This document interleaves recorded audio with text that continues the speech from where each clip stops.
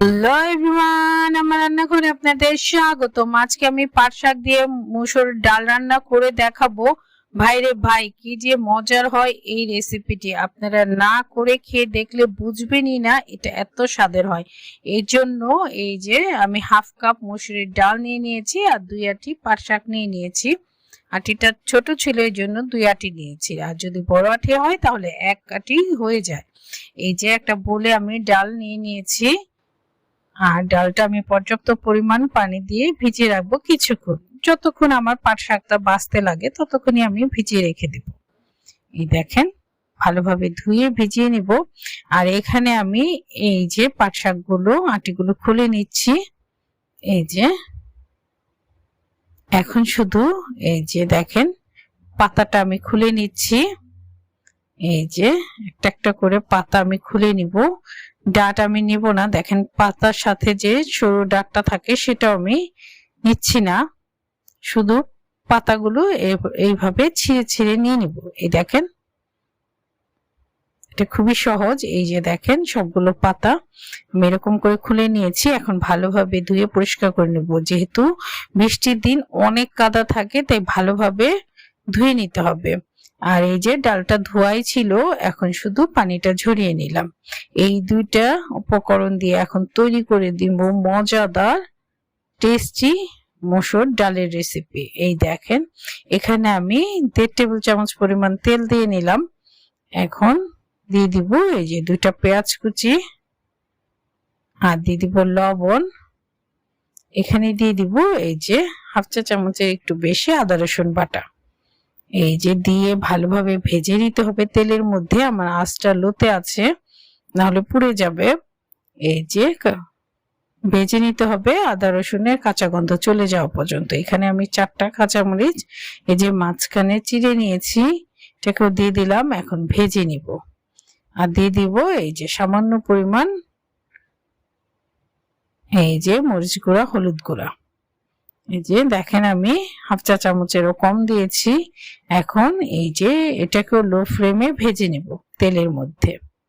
এখন ভাজা হয়ে গেছে, এখন আমি পানি দিয়ে এই যে মশলাটা ভালোভাবে মিলিয়ে নিচ্ছি। এখন আমি মিডিয়াম টু লো আছে এই যে মশলাটা কষিয়ে নিব। এই দেখেন মশলাটা ভালোভাবে কষানো হয়ে গেছে, তেল ছেড়ে দিয়েছে, লেগে লেগে যাচ্ছে। এই অবস্থা আমি দিয়ে দিব এই যে ডাল, মসুর ডাল। যেহেতু ডালটা একটু ভেজানো ছিল তাই খুব দ্রুত হয়ে যায় এই যে রান্নাটা। যেহেতু মসুরের ডাল বেশি সময় লাগে না, তার মধ্যে আবার ভিজিয়ে রেখেছিলাম, খুবই দ্রুত হয়ে যাবে এই রান্নাটি। এটা আমার ঝটপট রান্নার মধ্যে একটি। এখন এই যে ডালটাকে কষানোর জন্য রেখে দিব।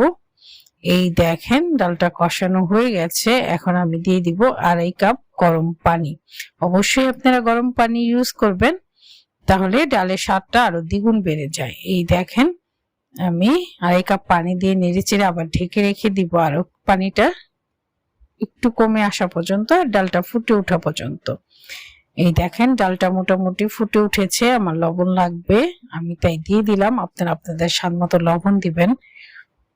এই যে দেখেন ডালটা প্রায় ফুটে গেছে। এই অবস্থায়, সম্পূর্ণ ফুটে নাই, এই অবস্থায় আমি এই যে শাকগুলো ঢেলে দিব।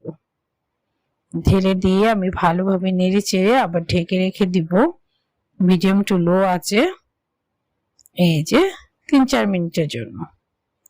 এই যে দেখেন আমি ঢেকে রেখে দিব। এখন যারা আর পাতলা ডাল খাবেন তারা 3 কাপ পানি দিবেন, আর যারা ঘন খাবেন তারা 2 কাপ পানি দিবেন। আমি মোটামুটি ডালটা একদম ঘন করিনি আবার পাতলাও করিনি, তাই 2.5 কাপ পানি দিয়ে দিয়েছি, অবশ্যই গরম পানি। এই যে এখন ঢাকনাটা খুলে আমি দিয়ে দিলাম আস্ত 4টা কাঁচা মরিচ। এই যে এটা ঝাল হবে না, ঘ্রাণের জন্য। আর ডালটা আমার হয়ে গেছে, এখন আমি বাগার রেডি করে নিচ্ছি। এখানে আমি 1 টেবিল চামচ পরিমাণ তেল দিয়ে নিলাম, আর এখানে 3টা শুকনা মরিচ, এখানে 3 কোয়া রসুন কুচি, আর সামান্য পরিমাণ পেঁয়াজ কুচি আছে। এই যে এখন এই শুকনো মরিচ 3টা আমি মাঝখানে এই যে ভেঙে দিয়ে দিলাম। তেলের মধ্যে একটু ভেজে নিব যে লাল লাল হওয়া পর্যন্ত। আর দিয়ে দিলাম সামান্য পরিমাণ আস্ত জিরা। জিরাটা দিয়ে আমি ভেজে নিলাম। জিরাটা দিয়ে দ্রুত ভাজা হয়ে যায়, তাই সাথে সাথেই আমি দিয়ে দিলাম এই যে কুচনো রসুন। এখানে 3 কোয়া রসুন আছে। রসুনটা দিয়ে হালকা একটু ভেজে নিব। এই দেখেন, হালকা ভেজে নিয়ে আমি দিয়ে দিব এই যে পেঁয়াজ। এখানে আমার অর্ধেকটা পেঁয়াজ কুচনো আছে। এই যে এখন পেঁয়াজটা দিয়ে এখন একটু লাল লাল করে ভেজে নিতে হবে। যে লাল লাল করে ভাজা হয়ে গেছে, আর লাল করব না, তাহলে বাগারটা পুড়ে যাবে, ভালো লাগবে না খেতে। এই যে দেখেন ডালটা আমার এই যে ফুটছে, এখন দিয়ে দিব বাগার। এই যে ঢেলে দিলাম আমি। এখন আমি নেড়ে চেড়ে এটাকে আবার লো আঁচে বসিয়ে রাখবো 2 মিনিটের জন্য। আঁচটা লো থাকতে হবে, না হলে একদম শুকিয়ে যাবে। এই দেখেন 2 মিনিট পর, কি গ্রান! আপনারা এভাবে করে দেখবেন, খেয়ে দেখবেন। এখন আমি আপনাদের বেড়ে দেখাচ্ছি অসাধারণ মজার এই পাট শাক দিয়ে মসুরির ডালের রেসিপি। যারা এটা কোনোদিন খাননি তারা অবশ্যই করে দেখবেন, খেয়ে দেখবেন। আর যারা খেয়েছেন তারা তো জানেনই এর অসাধারণ টেস্ট। মুখের মধ্যে প্রত্যেকটা বাইটে অসাধারণ মজা লাগে এই রেসিপিটি।